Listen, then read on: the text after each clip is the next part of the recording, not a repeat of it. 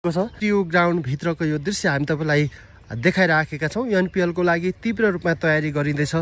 यहाँ तपाईले देख्न सक्नुहुन्छ पहिला यहाँ जस्ताको बार थियो र यो भित्रको ग्राउन्ड केही सानो थियो। अहिले यसलाई बढाएर अलि फराकिलो बनाइएको छ। लगभग 1.5 मिटर जति पछाडी सारिएको छ भने अहिले तार घेराबन्दीको काम पनि भइराखेको छ। तपाईले देखिराख्नु भएको छ पहिला जस्ताको बार थियो भने अहिले तार जालीको बार रहेको छ भने यो भन्दा माथि पनि अझै बार लगाइने छ। हिजोदेखि घेराबन्दीको काम सुरुवात भएको थियो भने लगभग आधी जति काम सकिसकेको छ घेराबन्दीको। यो भिआइपी ब्लक मुनिको यो दृश्य हामी तपाईलाई देखाइराखेका छौं। सम्भवतः यो भिआइपी ब्लक मुनि पेलमा चाहिँ यहाँ ड्रेसिङ रुमहरु रेस्ट रुमहरु बन्ने छ। यहाँ धेरै संरचनाहरु एनपीएल को लागि तयार गर्न बाँकी रहेको छ। विशेष यहाँ टोयलेटको समस्या छ।